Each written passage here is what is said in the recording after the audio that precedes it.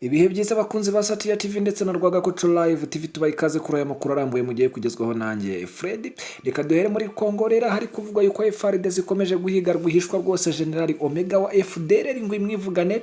Inkuru yanditswe ku itariki 26 z'ukwa 9 2024 saa 7:39 hamwe na Babu Benjamin. Repubulika Iharanira Demokarasi ya Kongo rero biravugwa ko rwose maze iminsi higa rwihishwa General Ntahunguka Pacifique Omega uyobora igisirikare cy'umutwe wa FDLR kugira ngo imwivugane. FDLR imaze igihe ifatanya n'ingabo za Kongo mu ntambara zimaze imyaka hafi rwose 3 zihanganyemo n'umutwe wa M23.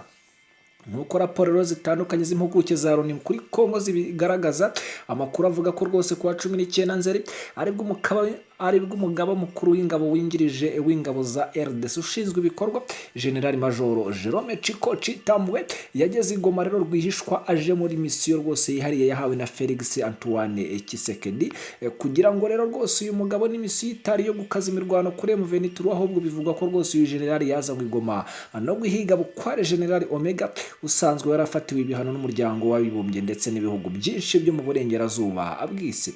Ni ibihano kandi rero byanafatiwe rwose n'abandi bayobozi bakuru muri FDLR. Hagati aho abakurikiranira hafi byo mu burasirazuba bwa RDC bakunze kugaragaza ko rwose gusenya umutwe n'abayobozi bawo bigoye bijyanye n'umubano abawuyobora basanzwe bafitanye n'abasirikare bakuru ba FARDC igisirikare cya Kongo. Barangajwe imbere rero na General Major Peter Nkubacirimwami usanzwe ari guverineri w'intara ya Kivu y'Amajyaruguru. Amakuru akavuga yuko rero mu minsi mike ishize amakuru y'ubutasi yagaragaje ko General Omega n'ibyegera bye bari mu giturage cya Shovu mu nkengero z'umujyi wa Sake muri teritwari ya Masisi.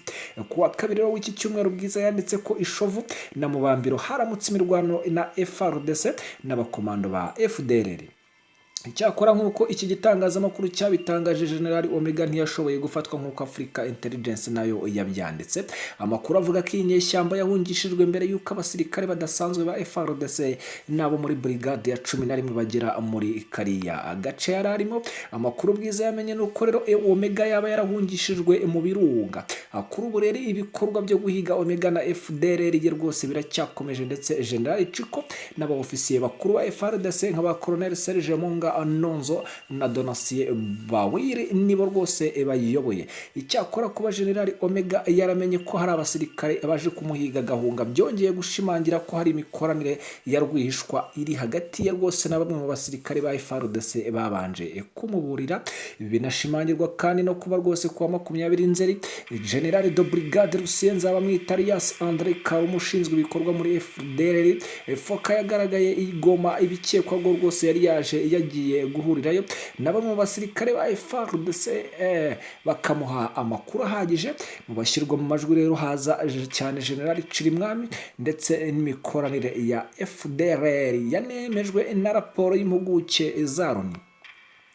Amakuru avuga ko General kuri ubu rero unakuriye ibikorwa by'ingabo za Kongo muri Kivu y'Amajyaruguru mu minsi mike ishize yategetse ko abarwanyi b'imitwe irimo FDLR boherezwa ku rugamba kurwana na M23. Ibi byahuriranye no kuba mu mpera za Kanama bakuriye ubutasi bw'u Rwanda na RDC na Angola barahuriye Rubavu mu nama bemerejemo rwose gahunda yo gusenya uyu mutwe wa FDLR. Ni gahunda kandi byari byitezwe ko rwose habwa umugisha n'abaminisitiri b'ububanyi n'amahanga ababiri yabihugu ubwo bahuriraga i Rwanda kuwa 14 Nzeri. Gusa mu buryo bwatunguranye Minisitiri wa Gina Therese Kayikwamba wa RDC ayitera utwatsi. General Omega yaciye RDC mu myanya y'intoki mu gihe rero haburaga iminsi mike muri New York muri Leta Zunze Ubumwe za Amerika habera inteko rusange ya 79 y'umuryango w'abibumbye. Perezida rero Felix Antoine Tshisekedi kuwa gatatu tariki ya 25 Nzeri yayivugiyemo ijambo asaba umuryango mpuzamahanga gufatira u Rwanda ibihano.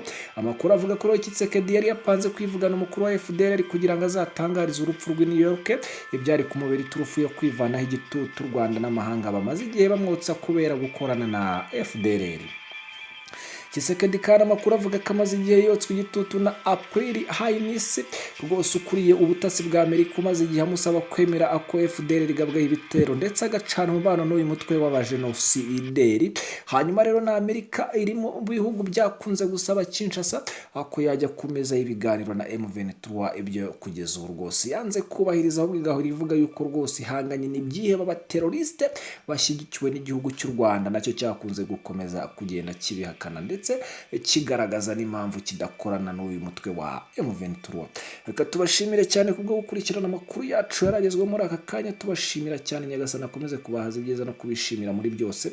Niba utarakanda subscribe, kandi like kugira ngo tujye twibanira 5 kuri 5 umunsi ku munsi. Ciao ciao.